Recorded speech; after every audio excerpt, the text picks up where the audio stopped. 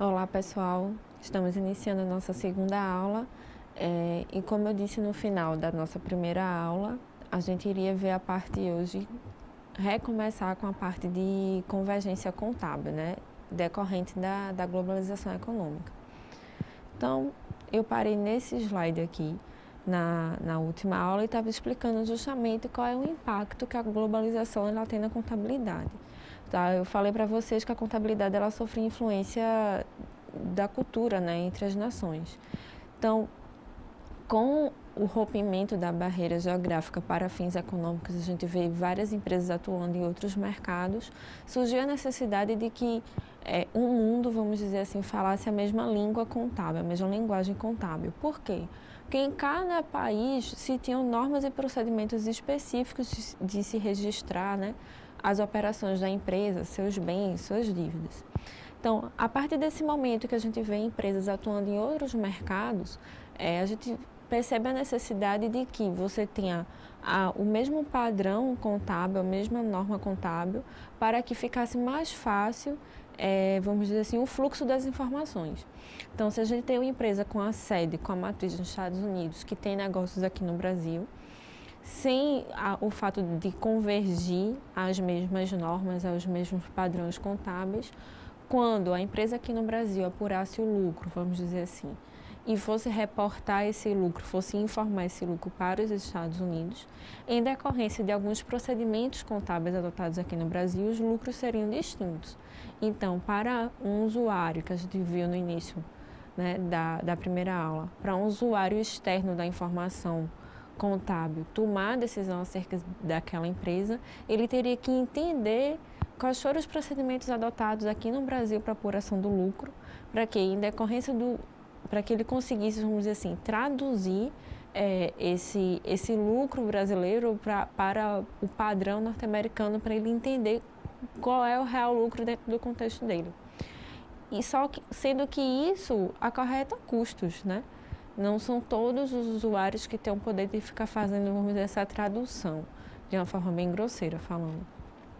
Então, foi percebido que o fato de se ter diferentes padrões contábeis em cada país atrapalhava as negociações, atrapalhava o fluxo de capital entre os países, porque sempre para que você pudesse entender o resultado da empresa, você teria que trazer aos padrões que você conhece, por exemplo, no caso do exemplo que eu citei da empresa matriz nos Estados Unidos, para ela entender qual foi o resultado que a filial dela aqui no Brasil teve, ela teria que traduzir, né, de uma forma grosseira, como eu já disse, para os padrões norte-americanos, para ela entender como é que foi composto esse lucro. Então, isso gera um custo de produzir informação e a gente tem a regra na contabilidade do custo-benefício, né? A informação, o benefício que a informação traz não pode ser menor do que o custo que é para gerar. Então, estava se observando que era um custo muito grande as empresas fazerem essa mudança de padrão normativo, essa releitura em cima das demonstrações, alterando os padrões que eram utilizados, além de que demandava tempo. Então, a informação que poderia estar disposta no momento que o usuário precisasse, precisaria fazer essa adaptação. Então, é mais ou menos esse contexto que chega à convergência contábil, né? São os países que aceitaram convergir a adoção de um mesmo padrão, tá? Então, o Brasil adotou a convergência e como é que ocorre esse processo, né, da normatização contábil internacional, né, aqui no Brasil. O IASB, que é um organismo internacional, ele emite as normas, que são chamadas de IFRS, e aqui no Brasil foi criado um comitê, que é chamado Comitê de Pronunciamentos Contábeis. Esse comitê ele foi criado em 2005 e o objetivo dele justamente é unificar a convergência contábil aqui no Brasil. Então, o comitê ele fica responsável por pegar essa IFRS e traduzir para o português, né, fazer a tradução dessa norma e promover uma audiência pública em que os contadores aqui, né, as pessoas que são interessadas nesse processo de convergência, façam a análise e vejam quais são os pontos que serão aceitos ou modificados dentro da cultura da gente. Mas a maioria dos pontos, o Brasil adere a maioria dos pontos, só um que ainda não está regulamentado, que é a reavaliação de ativos, que as normas, os pronunciamentos técnicos, eles já prevêem a reavaliação de ativos, que isso é um caso bem específico, que a gente pode ver com detalhe depois, mas que na lei brasileira, na lei das sociedades por ações, não está regulamentado, né? Tá vedado. Então, ainda na prática, isso aqui não ocorre. Existia a reavaliação, mas hoje ela não é mais realizada, em decorrência desse entendimento. Então, mais ou menos o processo é esse. Vem as normas do IASB e aqui no Brasil ela é traduzida, o CPC transforma ela em pronunciamentos técnicos, tá? E como é que esses pronunciamentos técnicos as empresas chegam a aderir? Os órgãos reguladores, né, pegam esses pronunciamentos e transformam em normas específicas e as empresas que estão sob a guarda desses órgãos reguladores a atendem. A CVM, que é a Comissão de Valores Mobiliários, ela regulamenta a maioria das normas porque uma das incumbências dela é regulamentar o mercado de capitais. Então, as empresas que têm capital aberto, elas estão sob a guarda, né, da CVM e assim atendem as normas, os pronunciamentos técnicos que a CVM regulamenta, adota e regulamenta. Pronto, é mais ou menos esse o processo. Deixa eu só ver aqui porque o computador travou.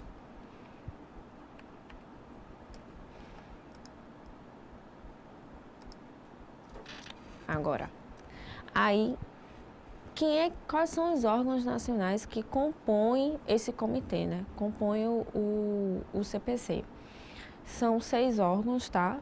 Eles estão listados aqui. É a Abrasca, que é a Associação Brasileira das Companhias Abertas.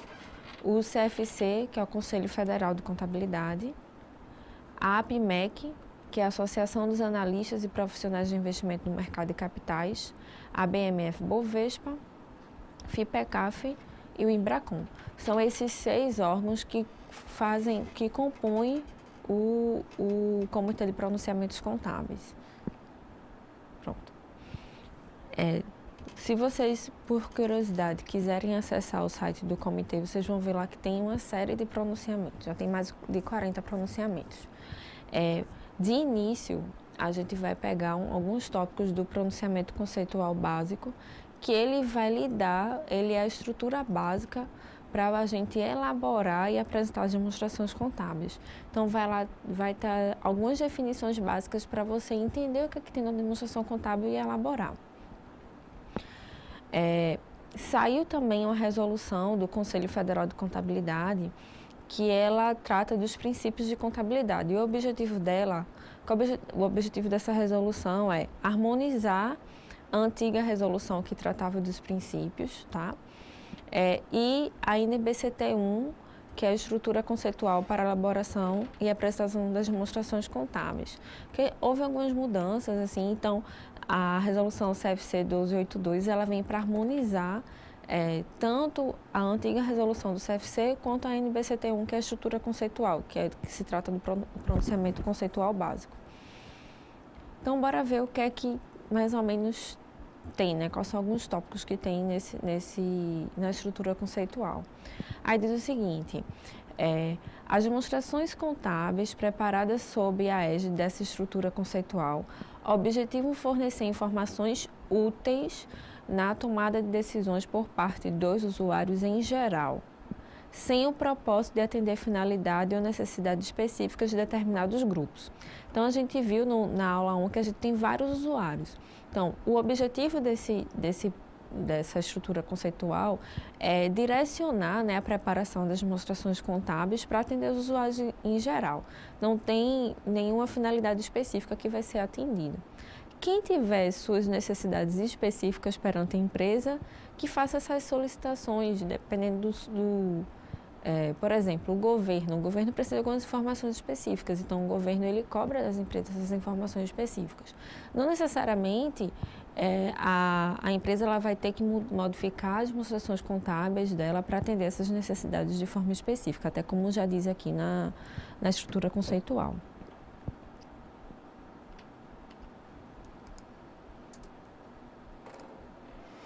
Pronto. A estrutura conceitual ela traz uma premissa subjacente, que quando a gente vai analisar os princípios contábeis, se trata de um princípio contábil, que é a continuidade. A gente viu, né, que a empresa ela é uma entidade, né, essa entidade de pessoa, na forma de pessoa jurídica, que é a união de várias pessoas físicas com um objetivo específico, né, com atividade fim.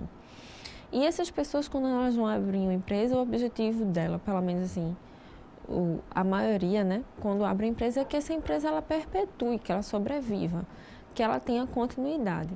Então, o fato de ter esse objetivo de continuidade, ele direciona a elaboração das demonstrações contábeis de uma forma, que seria diferente se a gente abrisse uma empresa com data para acabar.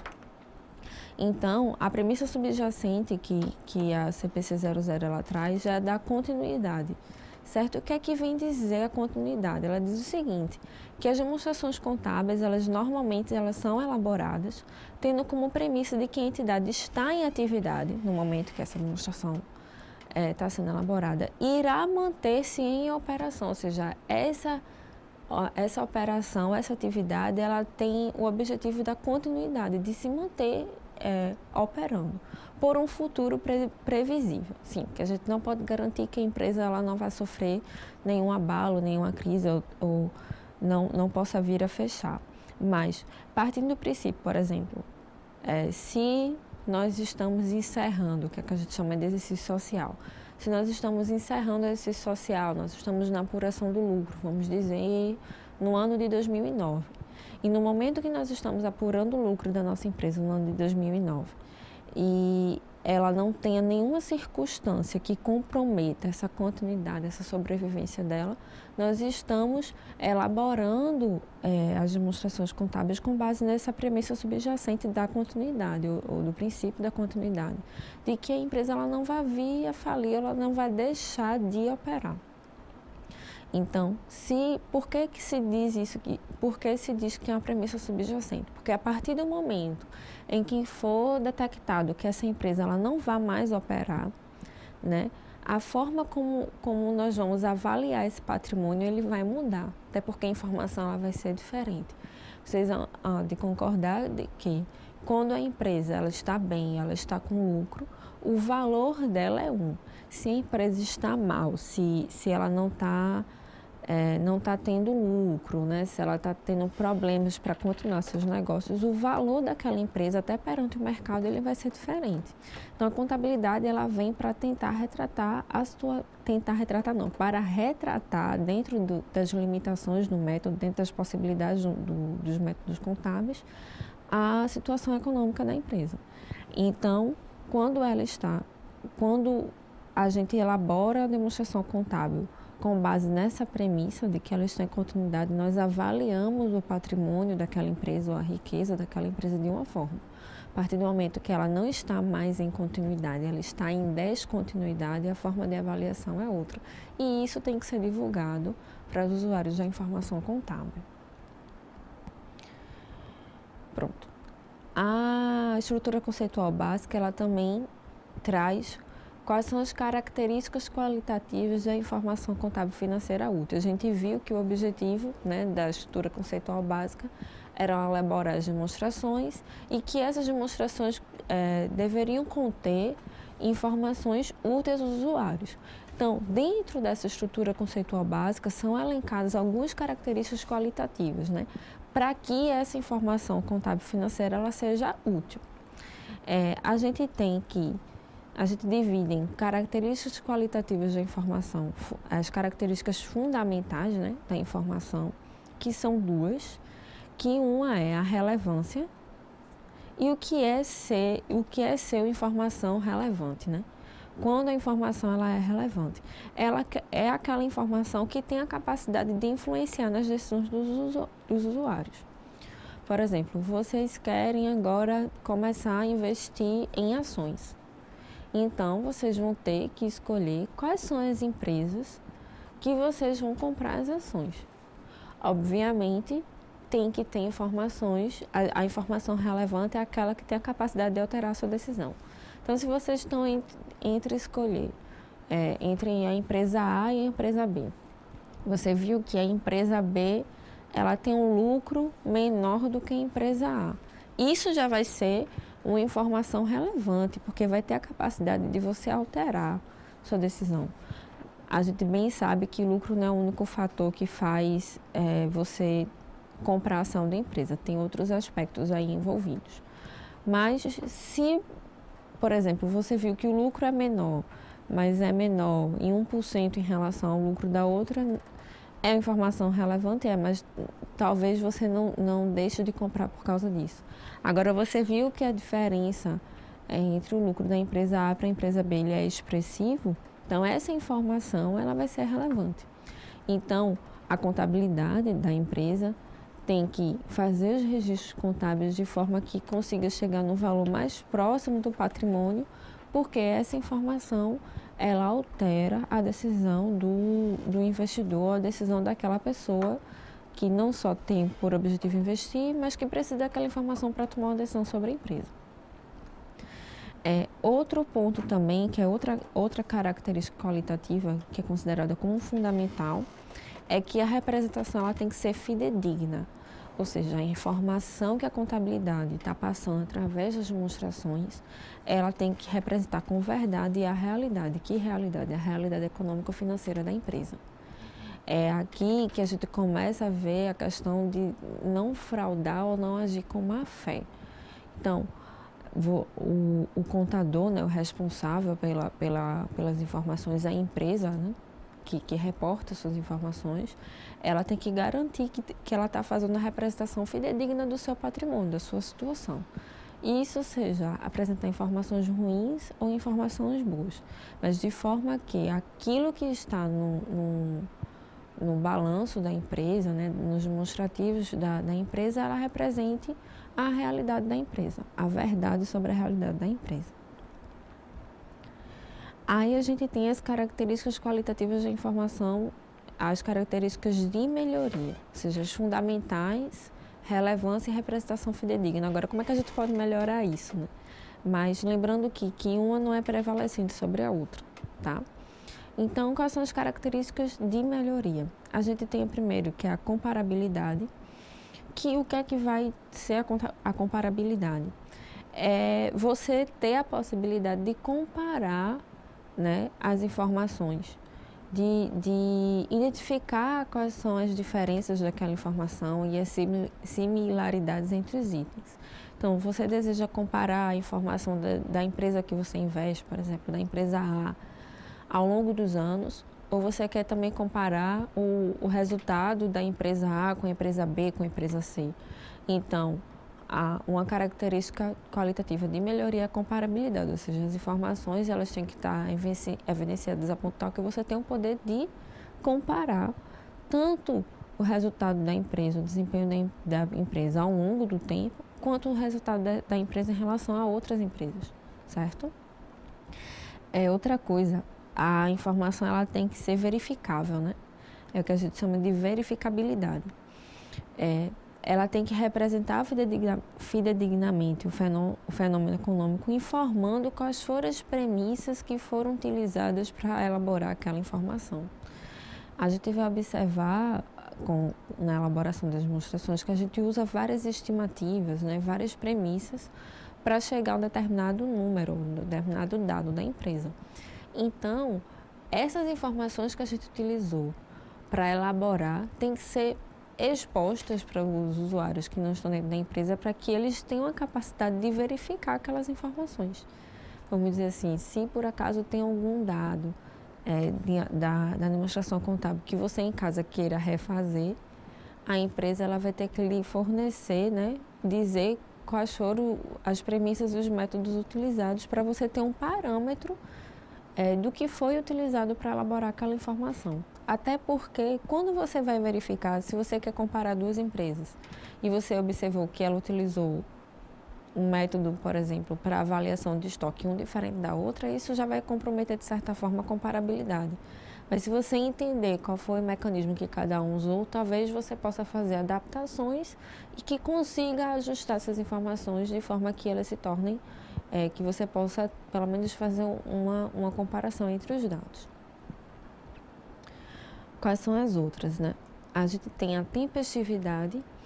O que é que se trata a tempestividade? É de você, da informação ela ser tempestiva, ou seja, ela ser rápida. Da informação, ela chegar ao usuário no momento em que ele ainda tem a capacidade de alterar a sua decisão, tá? Então, a tempestividade, ela preconiza que a informação ela tem que ser disponibilizada a tempo de influenciar o usuário em sua decisão. Às vezes a informação ela é relevante, mas pelo fato de ela não ser tempestiva, ela acaba prejudicando a decisão do usuário porque não chegou a tempo dele tomar a decisão. Então, essa é uma característica de melhoria. E a outra é a compreensibilidade, né?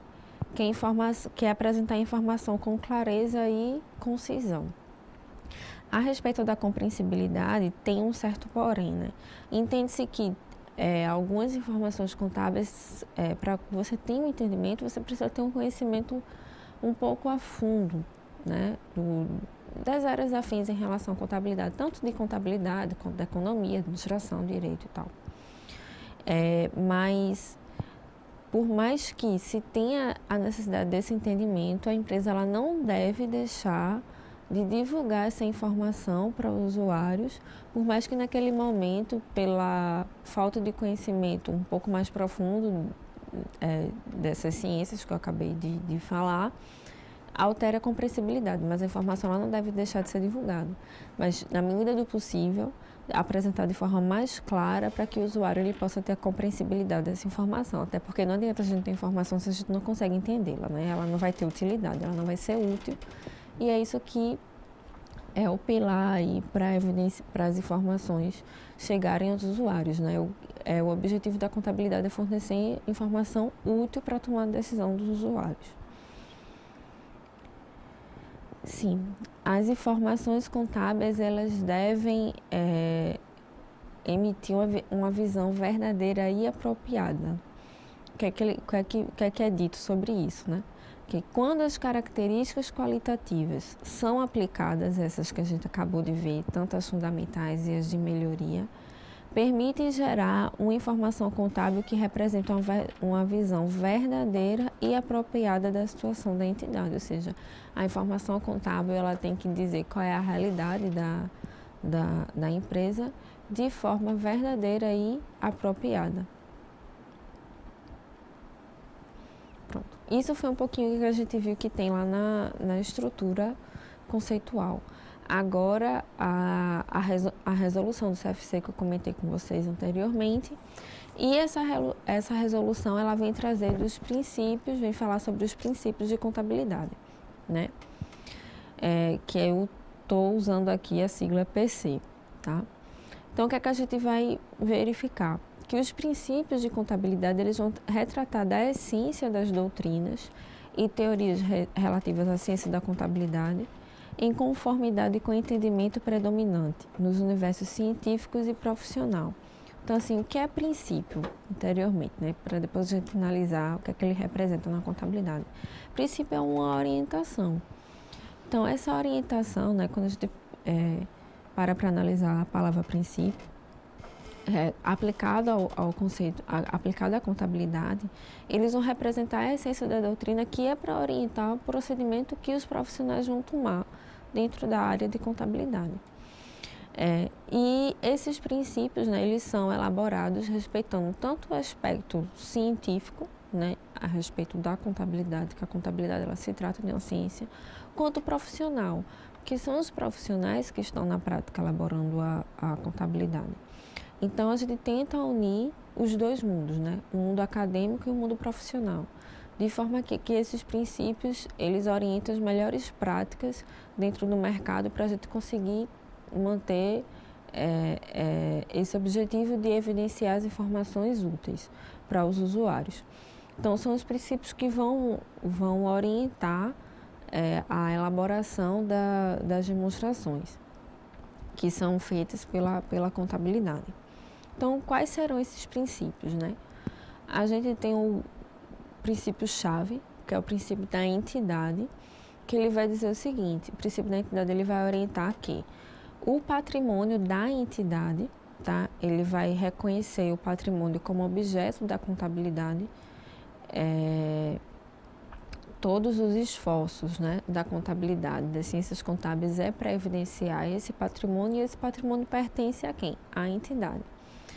E o que é que emana esse princípio, né? Ele diz o seguinte, que o patrimônio da entidade ele não se confunde com aquele dos seus sócios ou proprietários, no caso de sociedade e instituição. Então, a gente vai ter que separar os patrimônios. Primeiro, a gente vai entender que o patrimônio é objeto da contabilidade, né? E que cada patrimônio ele é autônomo. E, segundo, a gente vai entender que o patrimônio da entidade ele não vai se confundir com o patrimônio dos sócios, né? Ou de quem detém a entidade, e nem o dos sócios com a da entidade. Então, o princípio da entidade, ele vem orientar na prática que você não, por exemplo, de uma forma bem básica, você tem um supermercado e você chega e quer pegar dinheiro do caixa do supermercado para pagar a sua fatura do cartão de crédito pessoal. Isso não pode. Por quê? O dinheiro que está no caixa do supermercado é do supermercado. Você, no final do mês, você vai retirar a sua quantia, né, como prolabore. Então, você tem que arcar com suas despesas pessoais com o dinheiro, o resultado da quantia que você tirou como participação naquele negócio. Mas não pode pegar o dinheiro do supermercado para pagar as suas contas. Ou seja, os patrimônios eles não vão se misturar aí. Outro princípio que a gente tem é o princípio da continuidade, que lá na estrutura conceitual básica apareceu como uma premissa subjacente.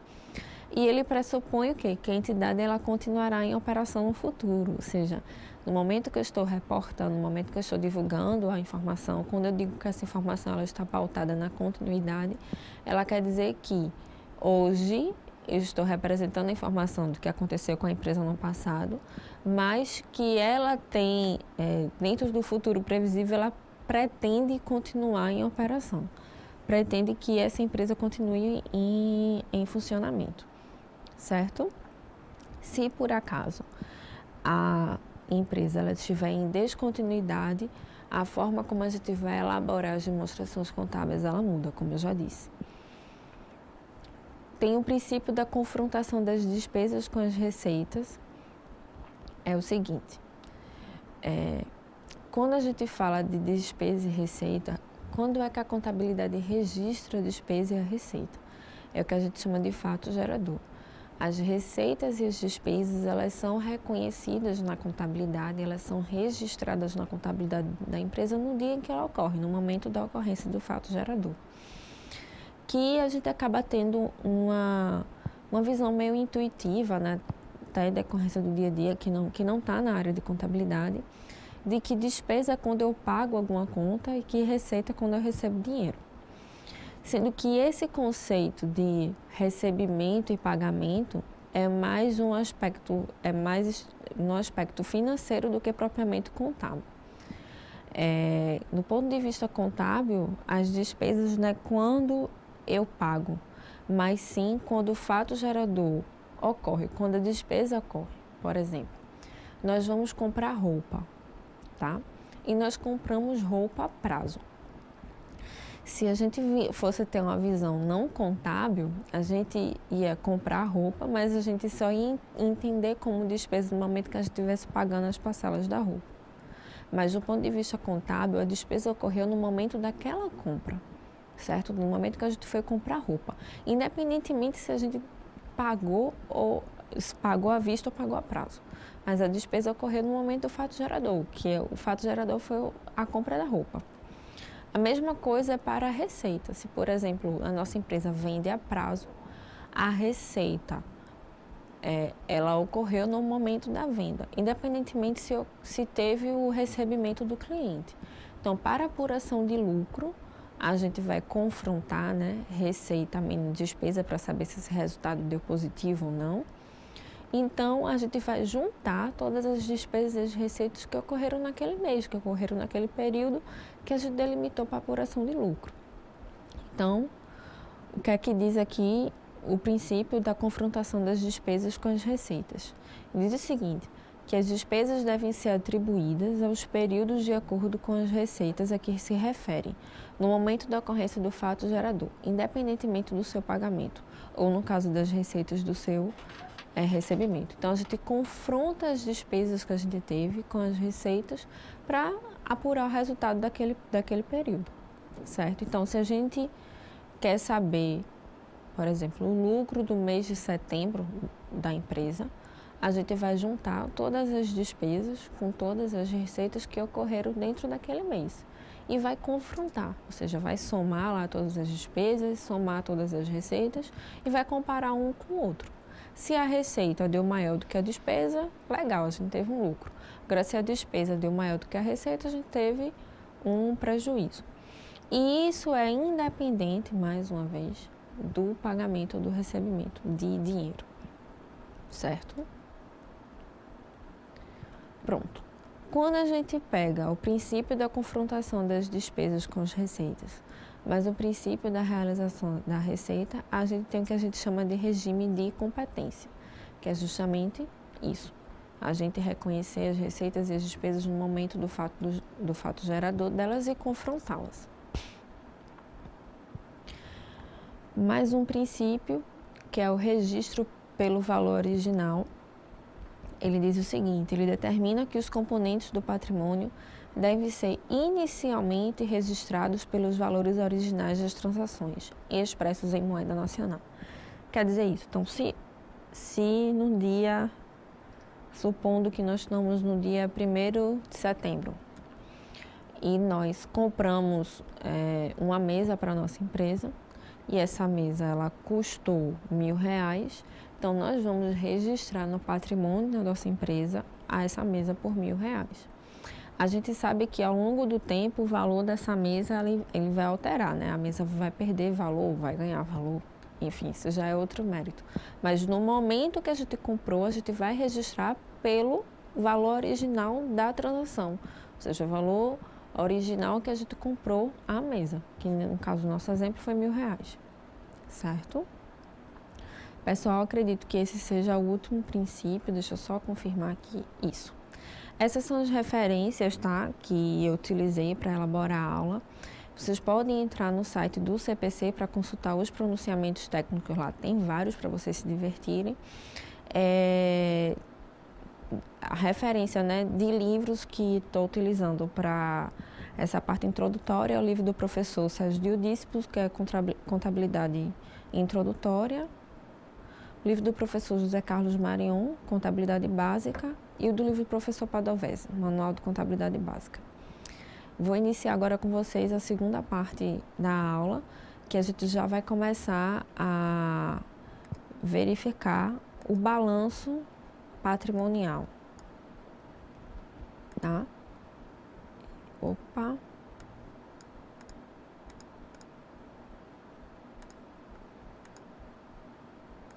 Pronto. O que é que a gente vai ver agora, né?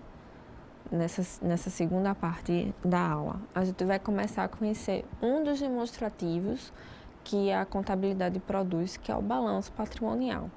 A gente entendendo o que é que vem no balanço patrimonial, a gente vai entender como é o sistema de escrituração. A gente vai ter ainda uma noção básica de como ocorre a escrituração contábil dentro da empresa. Sendo que, para entender a escrituração contábil, a gente precisa conhecer os componentes, né? Como é que a contabilidade, vamos dizer assim, ela organiza o patrimônio da empresa. Vocês imaginam empresas enormes, como é que a gente vai fazer para gerir todas essas informações, né? Que essas empresas estão todo dia em operação, está todo dia negociando, comprando, vendendo.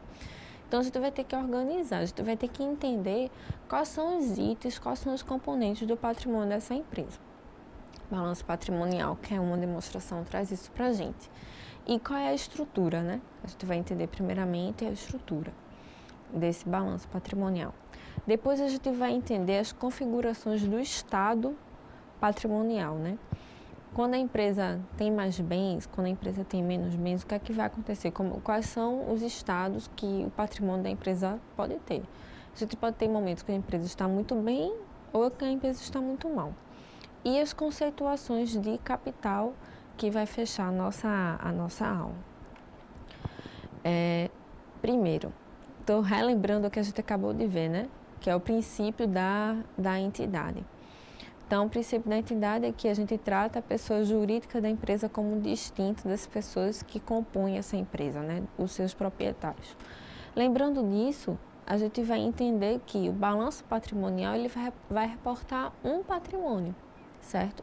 Seja esse patrimônio de uma pessoa física ou de uma pessoa jurídica, né? Que é o que a gente entende como uma entidade. Entidade é aquela pessoa que detém um patrimônio que é um conjunto de riquezas. Então, o balanço patrimonial ele vai representar o patrimônio, o estado do patrimônio de uma entidade em um determinado momento, tá? E ele se trata de uma demonstração contábil, certo? E o que essa demonstração contábil traz para a gente? Ela evidencia a situação financeira e patrimonial da entidade em um determinado momento, em um determinado período, certo? A gente faz uma comparação que é como se o balanço patrimonial ele fosse uma foto da riqueza da empresa em um determinado momento. Então, se a gente vai apurar o patrimônio que a empresa tem em um ano qualquer, então o balanço patrimonial vai representar aquela riqueza naquele momento. Se passou um minuto e a empresa fez uma operação, talvez o patrimônio não esteja mais daquela forma, mas pelo menos a gente vai ter uma base para informação. E o que é que está evidenciado dentro do balanço patrimonial? O ativo, o passivo e o patrimônio líquido. E o que danado é isso, né? O que é cada componente desse, né?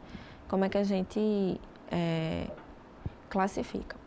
Então, aqui eu trouxe uma estrutura bem básica.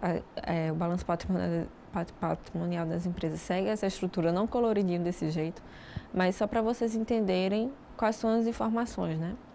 A gente tem aqui os ativos, que a gente diz que o ativo é o conjunto de bens e direitos da empresa. Então, se a empresa ela tem um prédio, é um ativo. Se a empresa ela tem um carro, é um ativo. Se a empresa tem mercadoria em estoque, é um ativo. Se a empresa tem o direito a receber de um cliente, ou seja, vendeu a prazo, o cliente tem que pagar ela. Então, ela tem um direito, é um ativo. Mas a gente sabe que para se ter alguma coisa, tem que ter vindo de algum lugar, né? A gente não vai ter um carro se a gente não conseguir o dinheiro para comprar em algum lugar. Tem que ter uma origem para a gente ter esses bens e direitos, né? E qual é essa origem? De onde vem essa origem? Ela pode ser do passivo, certo? Que o passivo vai se configurar como as obrigações que a empresa tem a pagar a terceiros. Então, se você comprou um carro, o carro é um bem, é um ativo seu. Mas se você comprou o carro financiado pelo banco, então você tem uma obrigação perante o banco, que é pagar o financiamento, certo? E a gente também tem outro item aqui, que é o patrimônio líquido, que são os recursos que vieram dos sócios e os próprios lucros da empresa que ficaram dentro da empresa, tá?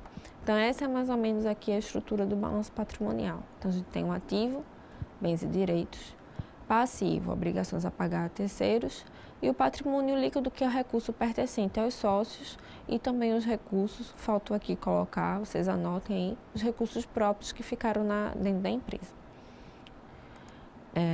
Aqui eu trouxe um exemplozinho com números, tá? Para a gente já começar a se familiarizar, de uma empresa hipotética, certo? Companhia Sorri. Então, balanço patrimonial da Companhia Sorri no dia 31 de dezembro de X1. Então, qual é o total do ativo da empresa? Está aqui embaixo, 12 mil, certo? E do que é composto esse ativo da empresa? A gente tem dinheiro em caixa, certo? 1.000. A gente tem dinheiro em bancos, 500. A gente tem dinheiro Clientes é quando a gente reconhece o que a gente vai receber dos clientes, que é 2.000. A gente tem um estoque de mercadorias, 2.000 também. A empresa ela tem veículos, que o total dá de 1.500, e ela tem um edifício de 5.000, certo? Então, esse daqui é o conjunto de bens e direitos da empresa. O passivo, né, que é que a empresa está devendo, que são as obrigações dela perante os terceiros. Ele tem contas a pagar aqui de 3.500 e está devendo aos fornecedores em 1.500. E o patrimônio líquido, né? Qual foi o dinheiro que veio dos sócios? A gente tem aqui que é o capital social, que é justamente o dinheiro que os sócios colocaram na empresa, que é no valor de 5.000. E a gente tem uma reserva de lucro, ou seja, foi um lucro que a empresa teve e que deixou dentro da empresa, no valor de 2.000. Se vocês observarem, se vocês somarem, vocês vão ver que o ativo, o total do ativo, ele vai ser igual ao total do passivo mais o patrimônio líquido, certo? Então, essa é a premissa do balanço patrimonial. É como se o balanço patrimonial ele fosse uma balança, né? Que ela sempre permanecesse com o mesmo peso dos dois lados. Então, aqui dá 12.000 e aqui dá 12.000. Então, bora entender o que é um ativo, né? Qual é o conceito de ativo? Esse conceito está na estrutura conceitual básica lá, que é o que a gente chama de CPC 00, a revisão 1. Então, o ativo, o que é que ele define, né? É um recurso. Eu comecei com a denominação de bem e direito. Então, o ativo ele é um recurso que é controlado pela entidade, ou seja, a empresa detém um controle sobre esse recurso, como resultado de eventos passados, ou seja, ocorreu em eventos passados e hoje a empresa ainda controla esses recursos, e do qual se espera que resulte futuros benefícios econômicos. Por exemplo, não vamos pensar em empresa agora, vamos pensar na pessoa física. Você comprou um carro e você comprou o carro há 2 meses atrás. Então, hoje, o carro é seu, quem controla o carro é você, certo? Esse carro, ele decorreu de um evento passado, que foi a aquisição dele, e você espera que ele resulte em futuros benefícios econômicos. Como é que pode ser materializado, no caso do carro, o futuro benefício econômico? O fato de você usar o carro, o fato de você não pegar ônibus e andar de carro, o fato de você não ir a pé e andar de carro, é um benefício que você está usufruindo por ter esse carro, por controlar esse carro. Então, o carro é um ativo seu, certo?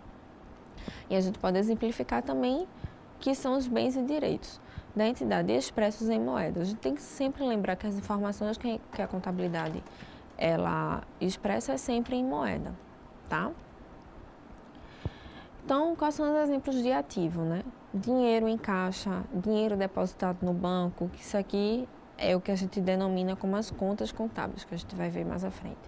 Dinheiro a receber de clientes, veículos, imóveis, máquinas, investimentos que você tem, tudo isso são ativos, são recursos que você controla com o objetivo de ter benefício econômico futuro. E o passivo, né? O passivo ele se trata de uma obrigação presente, uma obrigação atual, que ela foi derivada de eventos já ocorridos, certo?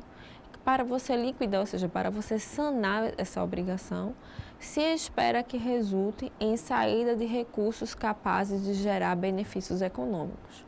Ou seja, quais são os recursos capazes de gerar benefícios econômicos? A gente não viu que eram os ativos, né? Ou seja, você espera que para que você liquide essa dívida, você ofereça em troca esses recursos. Então, o passivo ele vai retratar as dívidas da empresa, as obrigações que a empresa tem. Então, se a gente volta aí para o exemplo do carro, você comprou um carro há 2 meses, né? É um ativo seu. E você está pagando o financiamento que você fez no banco para comprar o carro. Então, você tem um ativo, que é o bem, e você tem um passivo, que todo mês lá você vai ver, vai ter o boleto lá do banco para você pagar. Então, é uma obrigação presente, né? Derivada de um evento já ocorrido, que foi a compra do carro, e para que você consiga pagar, para que você consiga liquidar essa dívida, você vai ter que entregar o quê? Um recurso capaz de gerar benefício econômico, no seu caso aí dinheiro para poder pagar a dívida. Espera-se que tenha uma saída de recursos, certo? Quais são os exemplos de passivo? Empréstimos a pagar, contas a pagar, os fornecedores, os salários, ou seja, tudo a pagar está aqui no passivo, né? As dívidas, as obrigações que a empresa tem com os terceiros, né? Ou seja, com aqueles que não estão dentro da empresa. E o patrimônio líquido, né, que a gente viu lá que tinha lá no balanço. O patrimônio líquido é justamente a diferença entre esses ativos e esses passivos, certo? Da empresa em um dado momento. E o que é que quais são as informações que vão ter no patrimônio líquido? Vão ser os recursos próprios da empresa, certo? Sejam esses recursos originados dos sócios, ou seja, quando os sócios abriram a empresa, colocaram dinheiro na empresa, ou da retenção dos próprios lucros na empresa. A empresa tem um lucro e não distribui tudo para os seus sócios, deixa uma parte que é necessário para se fazer reinvestimento, a manutenção do negócio e tal. Então, esse é o patrimônio líquido, né? É a diferença entre os ativos, ou seja, dos bens e direitos que eu tenho, menos as minhas obrigações. O que sobrou é patrimônio líquido. Pessoal, um exemplo aqui. Se uma empresa tem um total de ativos de 12 mil e ela tem um total de passivos de 5 mil, quem vai ser o patrimônio líquido dela? Os ativos menos os passivos, que vai dar 7 mil, certo? É mais ou menos dessa forma que a gente equaliza ali o patrimônio. Eu vou entrar em detalhes da equação fundamental do patrimônio na nossa próxima aula. Então, vocês guardem os conceitos de ativo e passivo e patrimônio líquido para que a gente consiga entender como é essa equação fundamental do patrimônio. Até!